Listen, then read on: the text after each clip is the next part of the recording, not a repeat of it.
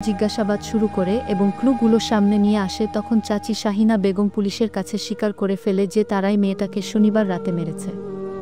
বাবা মা তখনও স্বীকার করেনি, কিন্তু চাচি শাহিনা বেগমের স্বীকারোক্তির পর বাবা মা ও বুঝে যায় বাঁচার আর কোনো পথ নেই। তারপর মেয়েটার বাবা জাহিদুল ইসলাম এবং মা মোর্শেদা বেগমও স্বীকার করে যে তারা তিনজন মিলেই মেয়েটাকে নির্মমভাবে মেরেছে। তারপর মারার কারণ জিজ্ঞেস করায় তারা জানায়, প্রতিপক্ষ প্রতিবেশীদের ফাঁসাতেই তারা নিজ মেয়েকে মেরেছে। প্রতিবেশীদের সাথে তাদের একটা ৩-২ বিঘা জমি নিয়ে ঝামেলা চলছিল বহুদিন ধরেই। তাই চাচি শাহিনা বেগম তাদেরকে প্ল্যান দিয়েছিল নিজ মেয়েকে মেরে ওই জমিতে রেখে আসতে। তারপর তারা মামলা করবে প্রতিবেশীদের নামে। এতে করে মামলায় প্রতিবেশীদের জেল হলে তারা সহজেই ৩২ বিঘা জমিটা দখল দিয়ে নিজেদের করে নিতে পারবে।